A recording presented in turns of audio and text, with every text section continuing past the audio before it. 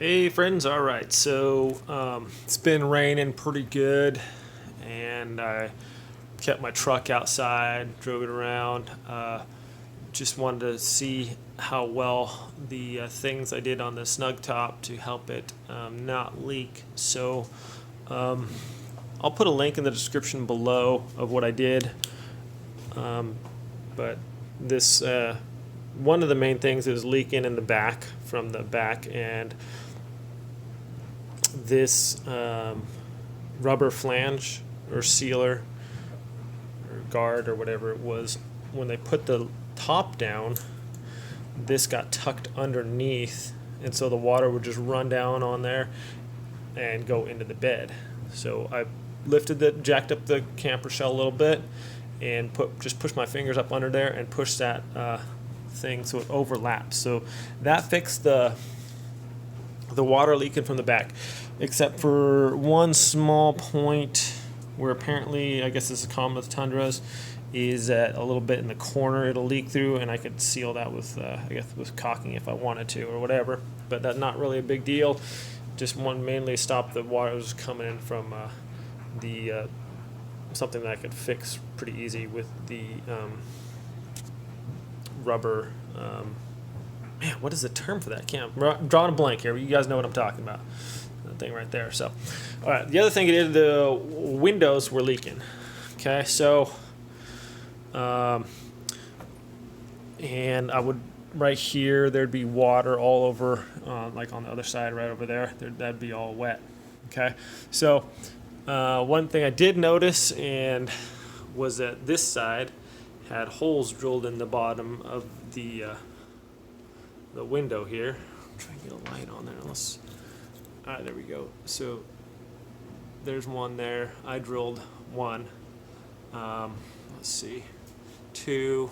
So we got 3 holes now just on this side, and then 2 more on this side. So my truck's jacked up a little bit.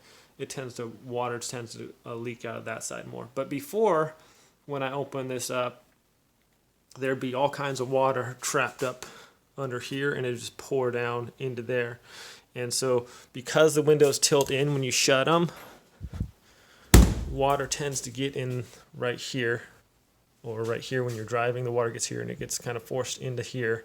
That runs down to that track, and because the window slants at an angle like this and the holes weren't sufficient to allow the water to drain out the bottom, it was puddling up and then it would run on the inside. So drilling a couple extra holes in the bottom. Well, my other window didn't actually have it. Maybe they forgot to put them in, but didn't have any holes at all.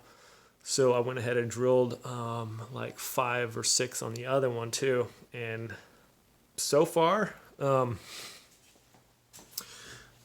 part over there, it used to be all wet because water would just pour in. I have a little bit of water, I think, coming in from just the corner there. I mean, a little bit, like very little. But it used to be, when I fixed, there was just water coming in here. There'd be a puddle under there in the corner because of the water. And also my side parts would be all wet right on there. So drilling the holes underneath the windows, and I'll show you right where I drilled it here. Kind of right in that track area there, and at kind of at an angle going towards the window, so you don't, or away from the window from the bottom, so you don't hit the glass or whatever. Make sure you get in the track. So that seemed to cure my leaks from the windows, and the other part seemed to cure that for the bed there. So I hope this helps everyone. I didn't want to just be resigned to the fact that camper tops leak, because this kind of defeats the purpose of having a camper top or a top on your truck. You know, you want to keep stuff dry in there. You throw some groceries in there or whatever. So like I said before, I'll leave a link in the description below. You can check out the other video where it kind of showed you how I jacked up the camper shell a little bit, or the shell top or whatever, and push that weather stripping. There we go, weather stripping out there. So thanks for watching this video, my friends. I hope this helps everybody out there. You guys take care. We'll see you next time.